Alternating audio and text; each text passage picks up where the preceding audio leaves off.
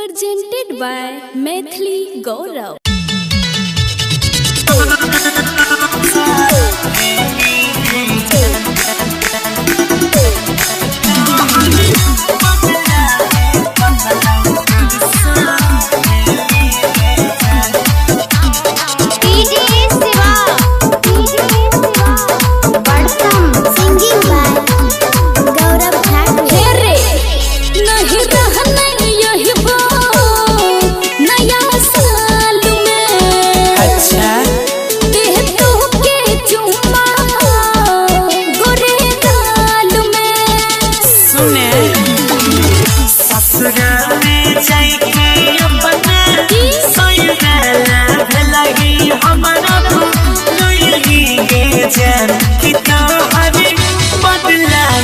पटला तरसा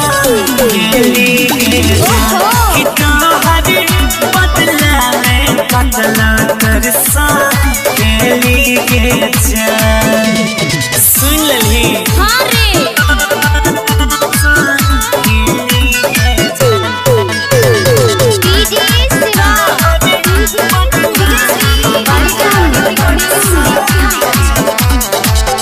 तोहरा से नीक हमारा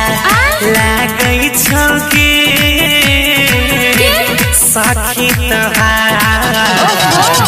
गजब के फील होइ छै जब जब देखै छी ओकर 16 के उमर तोरो समस्त छौ कहियो हो तोरा छोड़त हो रे तोहर दिलवा हो तोड़त हो रे सीरियस में ले छिए आप तोरा जीना नहीं छी जिसदी कोई लगी छुपाई की नहीं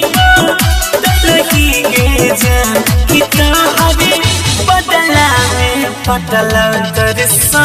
खेली गे जान कदे चुमले पटला तरसा खेली गे जान तो बढ़िया न छौ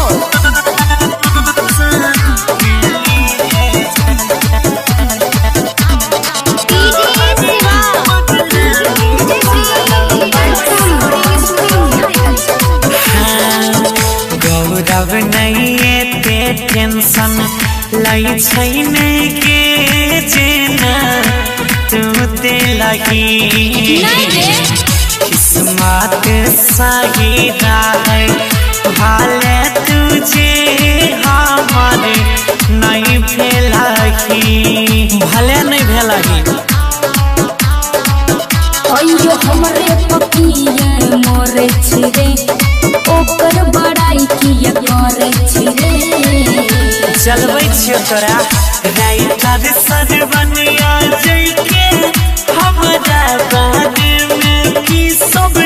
कहली गे तो हवे बदला में पटला तरसा गेली गे जान कि नया